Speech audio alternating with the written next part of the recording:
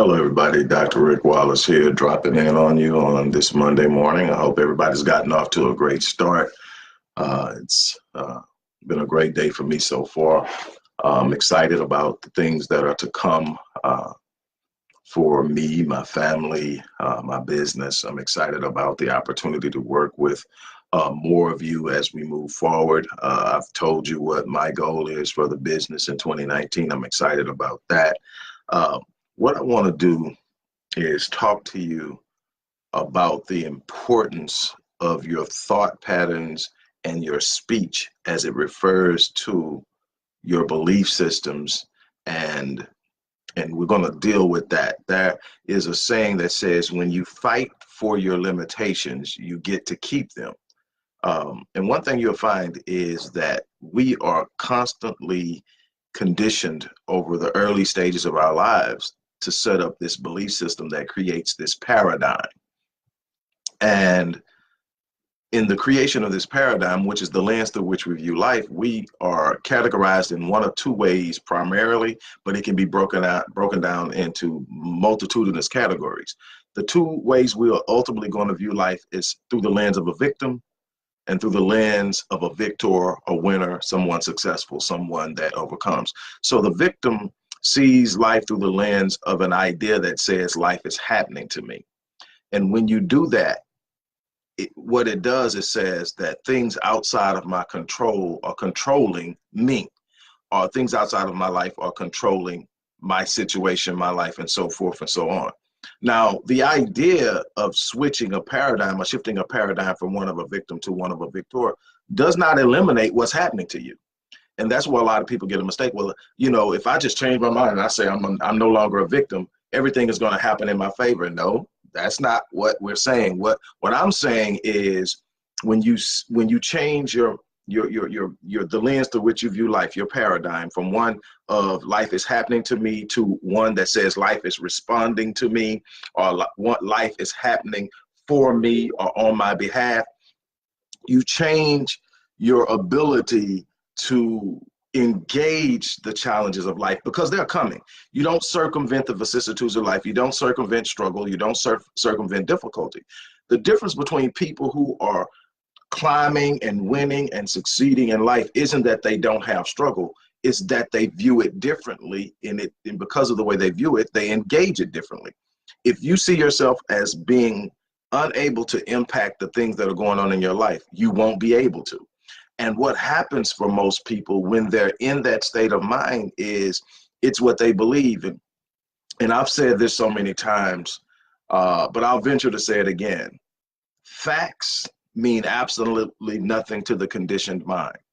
And we're constantly being bombarded with ideas and information that impact how we see ourselves. And if we are constantly looking at things that shape us or present us as being helpless, hopeless, at the whim of someone else's idea of who we are and what we're capable of, giving great value and weight and gravity to someone else's opinion of us, then we live in this world that other people create for us. Now, when you are able to climb out of that idea and take on new notions of what's possible, you begin to move. Now, most of us come from some form of background of a faith-based philosophy, whether it's a religion, whether it's an idea on spirituality, whatever it is. There's this idea about faith. But see, faith isn't simply knowing. Faith is knowing at a level that will compel you. In the Bible, faith is defined as the substance of things hoped for.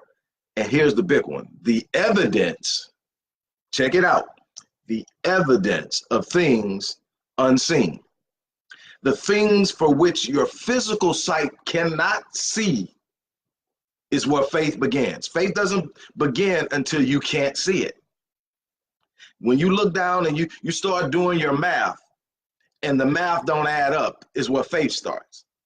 When you sit down and you're looking for all of the little lines to line up and all the little dots to connect, and it doesn't happen, that's where faith starts. See, reason takes you to the point of solving equations rationally and reasonably. So if I can look at it and I can figure it out, if I can sit down and say, if I just do this and I just do that and I just do this, then I'll get this. That's not requiring faith. That simply requires action. The faith that produced that reality has already been executed. Where faith comes in is when you know it down inside, even though you can't explain how you're going to do it, you know it, and you know it at a level that you won't back away from it. See, a lot of us know it, but we don't know it at a level that we're willing to step out on it and do something that we haven't done. Let me explain something to you. You cannot have something you've never had without being willing to step into an arena and an area and do something you've never done. As long as you keep doing what you've been doing, you're going to pretty much get what you've been getting. So if it's something you want beyond what you've experienced at this point in life, it's going to take you saying, I've got to go further. I've got to be willing to step out. And here's the challenge. When you get ready to take that step, you might not see where the next step lands. If you've ever been, a lot of people in the South haven't seen this, but I've had the fortune of being able to live in different areas, and I've lived in places where there are basements. And depending on the lighting, when you go into a basement and you start to go down, a lot of times you can't see the next step. You have to believe and have a certain level of faith that whoever built it put all the steps there to the bottom of the floor. If not, you're going to take a step and you're going to go tumbling. But if you've traveled down those steps enough, you know the step is there, even if you can't see it. But what if you've never done it before and you're stepping out into this dark area? What happens? Well, see, the thing is, the way our brains are made, when we take on an idea of what is, it takes almost a cataclysmic event to shift it. If I believe this about myself, somebody pointing to a fact that says something different won't change it. What it'll do is it'll put me on the defensive, and I will defend and fight for this belief I have. It's natural, it's instinctive, and it's how I maintain my sanity and stability in life. So I can have a belief that doesn't serve me well, but I will defend it ferociously, because the moment I have to accept that it's not true, it shakes up my reality. It's called cognitive dissonance. It's a disturbance in my cognitive stability to sit up and say, I've been believing this for this long, and now you're telling me that it's not true. So that's why you'll find people all the time, and social media has simply amplified it. You find people all the time, they're looking for ways to discredit the messenger, because the messenger brings a new message that doesn't align with the old idea. And instead of looking at the merits that are being placed in front of them, they immediately attack the messenger, because if I can find a way to, in my own mind, discredit the messenger, I don't even have to pay attention to the message. See, if I try to discredit the message, I might find out that the message is true. So I don't want to deal with that. I'm going to attack the messenger. I'm going to make them into some sort of scammer, some sort of liar. I'm going to find, what's your credentials, where you learn it from. The bottom line is, if it works, it works. Don't worry about where it came from. And the thing is, when I study people, I acknowledge out of respect their credentials, but I'm not looking at their credentials. I respect it because they put the work in to get it. I'm not trying to challenge it. I'm not trying to figure out where it came from. It doesn't matter to me. What I'm looking at, what you're presenting, is it working? Can I look at it and see in your life, can I look at it and see in the lives of the people you're working with that it works? Where it came from, I'll figure that out later. I need something that works for me. So when I've been trying to climb over my life, whether it's in athletics, whether it's in business, whether it's in finance, whether it's in relationships, I'm looking at people who have succeeded in that and looking at the patterns in their life to see what they've done differently than I've been doing. And then I may not understand why it works, but I adapt it, and eventually the understanding comes. But what happens is, when you have this idea, and you got to understand, we dump so much on our children that lock them in to certain ideas about themselves that were really truly ideas we had about ourselves. And since we can't see anything beyond that idea about ourselves, we automatically see it in others that look like us or come from us. So if I can never do this, you can't do it. One of the times I've seen this, and like I said, I love watching movies because they get these little nuggets that they drop that are very profound. There's this movie that I absolutely love called Pursuit of Happiness with Will Smith. And it's a true story. And there's this point where Chris is with his son on the roof, and his son wants to shoot the basketball, and Chris tells him, don't get too caught up in that. You're probably never going to be that good at it. I wasn't too good at it, and you're probably not going to be too much better than me, so don't get too caught up in it. And it kind of hurts the kid. And the kid just throws the ball down because now you just snatched my dream. And the thing is, it may not even lead to basketball, but the idea to be able to believe I can do anything is important. But you just snatched it from me. But then Chris follows up and thinks about he's going after something too, something that his wife has already told him he's stupid for even trying. So he sits up and he looks back at his son. He says, don't ever let anybody tell you what you can't do. People have these limitations they placed on themselves, and they believe if they can't do it, you can't do it too. Don't even take it from me. I'm paraphrasing, but he's saying, even if I'm the one that does it, don't listen. If you have something you want to do, go after it.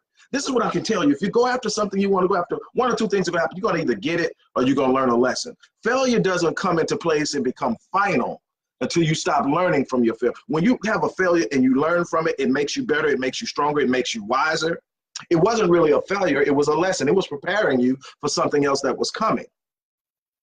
See, we interpret things wrong. We beat ourselves up about things that are I can tell you, as an athlete, as a business person, as a person who has failed at marriage and now is striving to be as successful as I can at marriage, I can tell you that there's nothing that I've tried the first time that I was great at.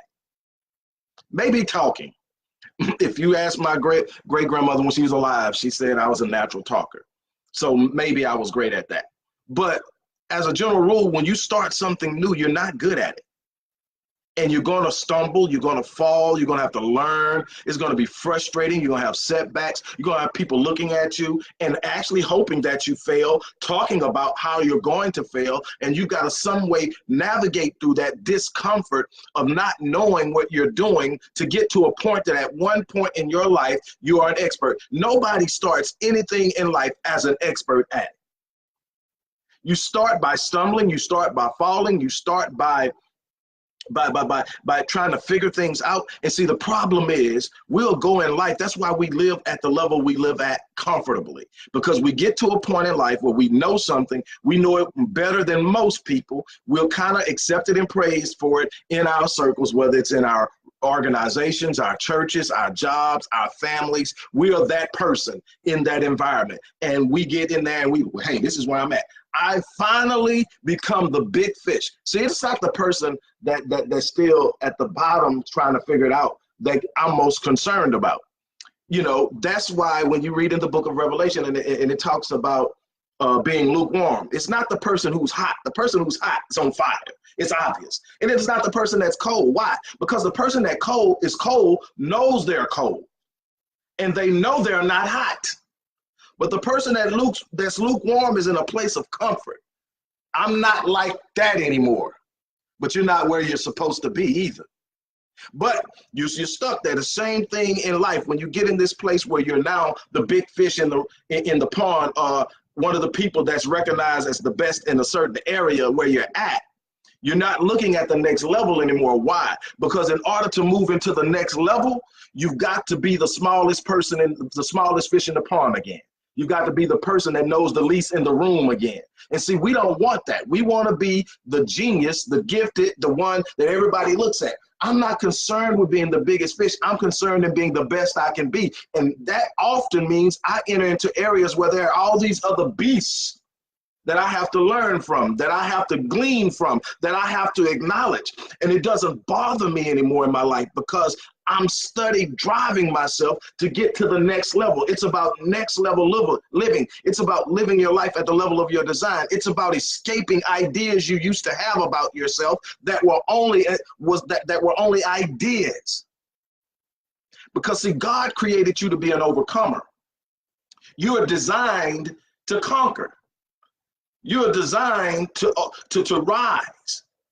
But when you buy into, that's why it says that you got to take and arrest, bring thoughts into captivity, cast down arguments. Why? Because when you accept an argument, which is someone else's opinion of you about what you can't do, you lock yourself out of the possibilities that stand in front of you that are naturally a part of your design. And the more you fight for these limitations that you think you have, the more you get to keep them. It's not until you sit up and say, you know what? I no longer accept this limitation. God didn't create me to be limited. God didn't create me to be locked in. That's not freedom. You can't talk about liberation and freedom and then you be locked into something. That does not work together. The moment you decide, you know what, all things shall be possible means all things.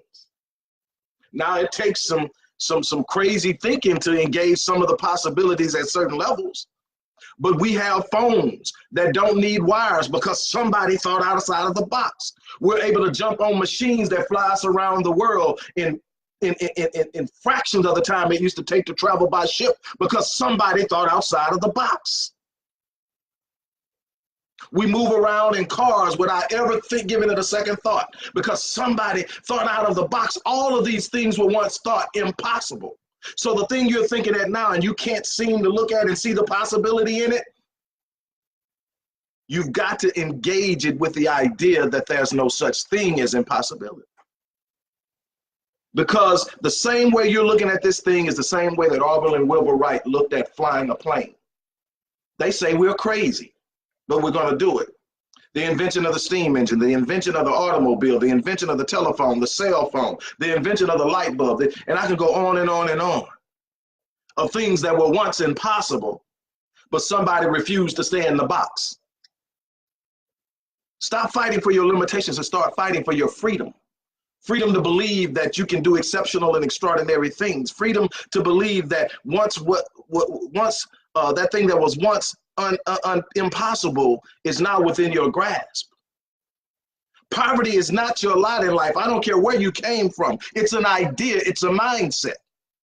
As you begin to escape it, you begin to see things. And I'm not just talking about how much money is in your bank account. There are so many things in my life that I've been able to do simply because I refuse to be locked into where I was at a moment. Yes, things happen a whole lot easier when there's money in the bank account. But when it isn't, that means you simply have to be more resourceful. I tell people all the time, your greatest resource isn't your bank account. It isn't the people you know. It's not who in your Rolodex. It's not your degrees on your wall. It's your resourcefulness, the ability to look inside of yourself and find what you need in the best way possible. And it's not always something you pay for. Sometimes it's something you research and you start and people buy into. I have seen people fund complete ideas by simply launching the idea. And people looking at it and go, oh my God, I want to be a part of that. When you believe in yourself, people start to believe in you. The problem is a lot of us want people to validate what we believe about ourselves or what we think we might be able to do. So we look to people, and if nobody says, yeah, I believe it, then we shelf it. We shelve it. We put it up. Well, you know, it was fun thinking about it. It's just a wish because you won't engage it. You won't accept it. You won't demand more of yourself. If you want something beyond what you've got, all you've got to do in the most simplest state is raise your standard. When you raise your standard, you raise the things that you demand of yourself. And by raising the things you demand of yourself, you put an emphasis on growth. And you grow intentionally based on the standards you've set. See, we grew up in these standards, you know, as long as you do this, you know, I mean, we've always had standards and we operated within the confines of the standards. Sometimes we excel beyond the standards, but, you know, if you grew up in a house that says, as long as you don't bring no D's and F's home, you're okay. Then you tended to function around being a C student. But if you grew up in a house like I did, say don't bring no, not only do you not bring C's, D's, I don't want to see too many B's on your report card, Rick. And on top of that, more importantly than the report card, I don't want to see any bad conduct grades. I got my only whooping about school, not from a bad grade, but bad conduct in the first grade. Last time I had to be told about that. I found out that was a standard. It's not just good to go to school and be smart. You got to go to school and act like you got some sense. So that was the standard. And so I learned that I was really operating by my standard. Whatever the standard was, I pretty much functioned at what the standard, because the standard said, this is what you have to do. So we normally do what we have to do. Sometimes we do what we want to do. Sometimes we do what we would like to do, but all the times we do what we have to do. So if you want to raise your performance, raise your standards. If your standard is, as long as I get my bills paid, raise it. I raise it to I want this much to be able to go this place, this time next year, this place, this time next year. Constantly raise your standards, because your standards set what you must do versus what you would like to do. The must get taken care of. I don't care how you have to struggle and scramble and get it done. The must get done. Raise your standards. And if you have to raise them in increments, raise them in increments, but always challenge yourself to be better than you were the day before. Challenge yourself to perform at a higher level than the day you did before. Challenge yourself to be more efficient in your work than you were the day before. Always have this standard of being better. And if you do that, you will automatically progress in life. The evolution of who you are as you move towards the ultimate fulfillment of the potential of your design given to you by God will automatically place you in advanced places. Here's one thing I want to say to you that are out there and you're going through it right now and you can't see it. Let me explain something to you. Don't get so caught up in the struggle that you miss the blessing, that you miss what God is doing in your life, that you miss the reaping of the harvest that you've planted. Sometimes we get so caught up in what's not going right that we miss what is going right. What I want you to stop and look. If you can look at your life and say, I'm so far away from where I was 5 years ago, then why are you complaining? You're growing. You might not be growing at the pace that you would like, but you're growing. That's the progress. That's the thing. If somebody can see that growth in you, you can change their life. And that's the ultimate fulfillment of your destiny, is that you impact others, that you impact the lives of the people you come in contact with, that they are able to observe your life and see something that they desire that you can share with them. Not your speech in and of itself. Yes, you need to be able to communicate how you're living, but they need to be able to see it. Sometimes they can't see it in your situation because your situation sucks, but they ought to be able to see it in your countenance and your demeanor, no matter what you're going through. See, that's how you live it. I've been beat up, but I've never been defeated. I've been beat down, but I've never been defeated. Why? Because I refuse to stay down. I refuse to accept that situation, that position, that condition as my lot in life. I'm simply going through something. Life is not stagnant. It's moving, and I have the ability to move forward out of any situation that I'm not content or happy with. I am not locked into anything. Now, it may take me a while, but the thing is, I have learned that if I simply keep going, I eventually get out. Now, there are some ways that you can speed up the process and the pace, but that's a whole nother thing. The thing is, you need to get locked into being the best you can be. One of the biggest, you want to talk about failures to me, the only way that I will ever look at my life as a failure is if I fail my design and I fail my designer. Those are the things I hold myself accountable to. I was given a design, and in that design are some unique things. Now, a lot of me looks like everybody else. You know, from a genetic standpoint, from a special standpoint, I look like everybody else. But there are some uniqueness in me. There is some unique features. There are some gifts and genius that belong to me. And I'm a person that believes that every person, no matter what your situation, your condition, your genetic makeup, there's a genius inside of you. There's something that you are equipped with, no matter what your circumstances or your condition says. There's something inside of you that makes you unique and special and gives you purpose on this planet. I've seen it in Down syndrome. I've seen it in autism. I've seen it in what was once called mildly mentally retarded. I've seen it in people who didn't know their fathers, people who have been molested. I've seen it in people who are dirt poor. I've seen it in there is a genius inside of you that can lift you out of any condition that you were inherently born in or placed in and take you to places. And it's that gift that shines this light into the world, that people see you and observe where you started and look at where you've landed and realize that they have the capacity inside of them. There are some people that came from the same situation you came from. and they're observing you, and they're looking at how you deal with it. And a lot of us have lived lives that told people who were watching us that don't even try to worry about it, you're not getting out. And you fail. When you do that, you fail in your design. Your design is to live a life that shows other people that no matter where you start, you can move forward. Your responsibility to your design and the designer is that you raise the level and standards at which you live to move you forward out of situations, out of darkness into light. That's your responsibility, but you can't keep fighting for these limitations that were passed down to you from by generation and generation. You are the prayers of your ancestors. Do you hear me?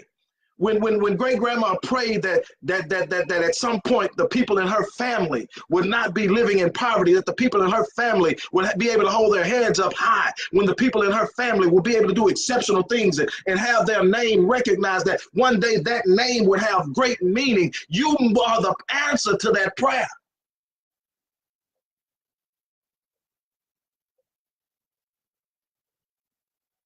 You don't have to carry the curse of what you come through and come from.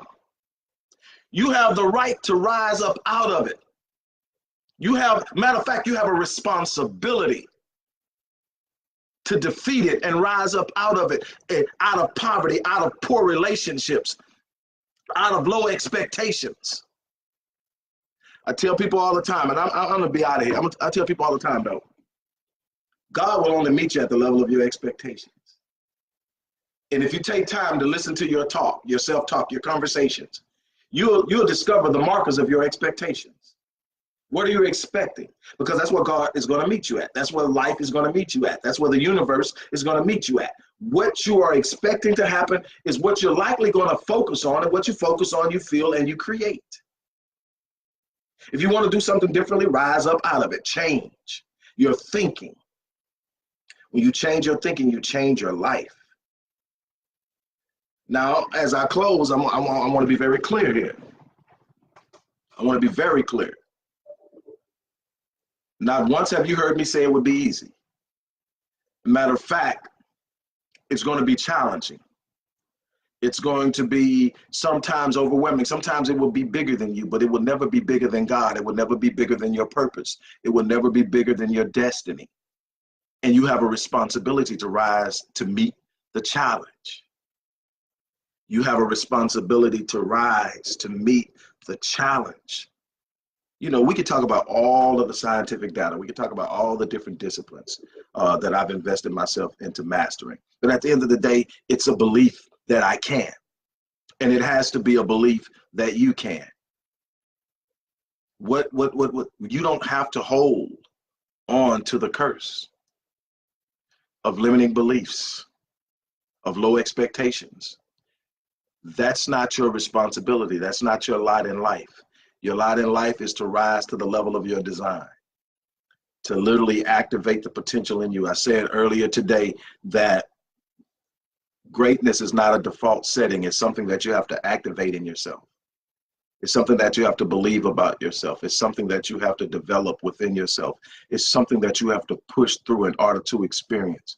But it's there. It's there. It may be lying dormant inside of you now, but it's there. There's so much more that you should be expecting from yourself. So much more that you should be demanding from yourself. You know, have a heart of servitude. You know, don't be so consumed in who you are and what you want that you're not giving. Now, I don't mean giving to those who can't receive. I mean looking at people who can really benefit from where you are right now and what you know right now. How are you pouring into people? How are you lifting people? How are you encouraging people? How are you inspiring and empowering people? It's going to have a direct impact on how well you move. Because you don't grow and gain strength by taking. You grow and gain strength by giving.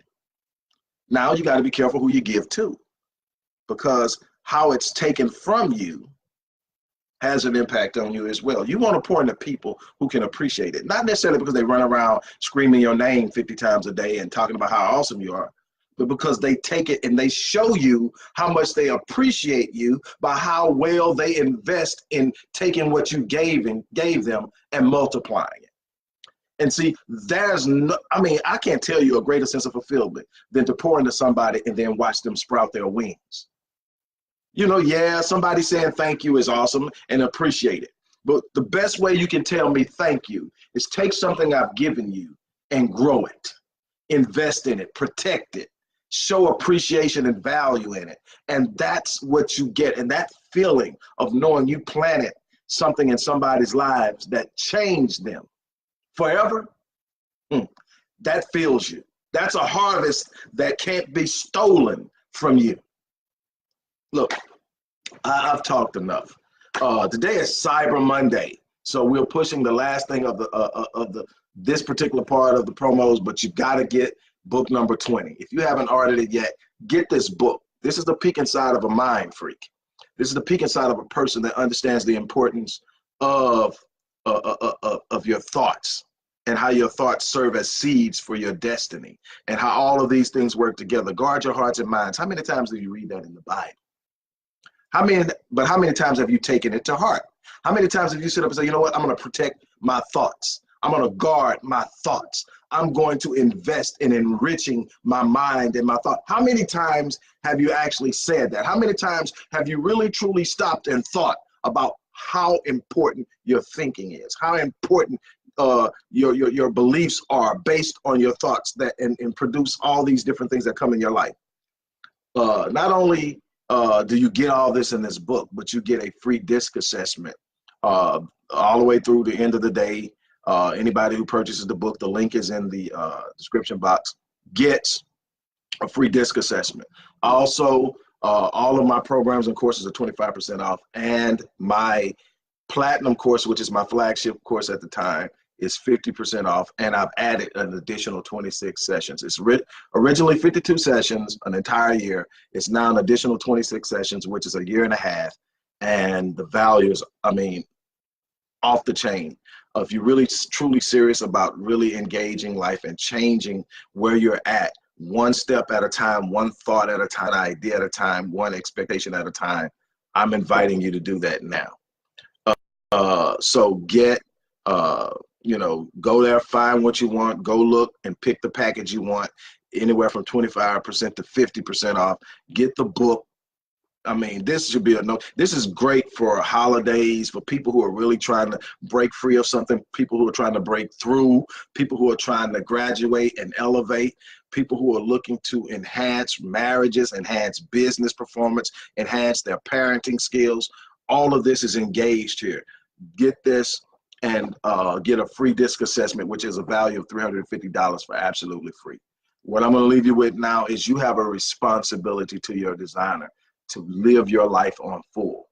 That means to go in every day and access your potential and push it to the limits. Don't play it safe, push it to the limits. Demand more of yourself than you think you have in you every day, and then go after it with all your might. Don't be upset if you don't hit it, but know that if you gave it everything you got as far as you could get that day, and you didn't leave anything on the table. When you set those comfortable goals that, you know, everybody loves to call realistic, a word I absolutely hate. When you set those comfortable goals, guess what happens almost every time? If you hit a goal, it's almost guaranteed that you left something on the table.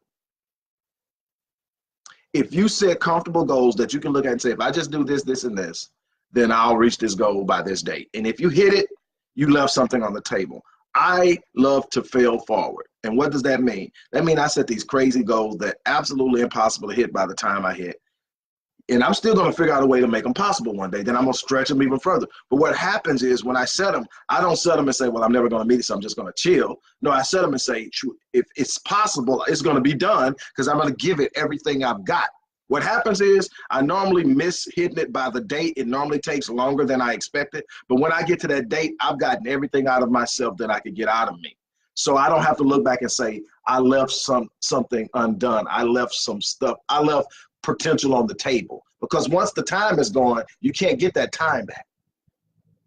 So I would rather set these goals that challenge me every second of the day, whether it's spending time with my family, whether it's sitting up and conceptualizing business, whether it's working with clients, whether it's coming up with a new business, whatever these goals are. And I have goals in every area. It's not just about money with me. The biggest thing with me is family right now. And I have these ideas and these goals. So I'm looking for ways to be better so I can meet them.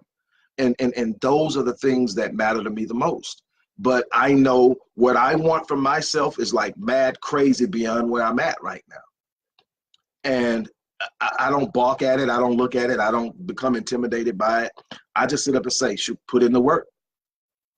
Put in the work. And every day I wake up and I put in the work. And in it, I can see the evolution. You know, it's not these big quantum leaps most of the time. It's these small little changes. But I thank God I'm not the man I used to be. But it all came because I challenged myself to be something different. That's all I'm asking, is that you challenge yourself to be something different, something better. With that being said, I'm checking out here. Thank everybody that stopped in on me. I know some of you are back to work and everything like that, but definitely take advantage of the Cyber Monday specials and go out and let go of those limitations and take hold to the possibilities. With that being said, I'm out here. You guys have an unbelievable day. I'm out.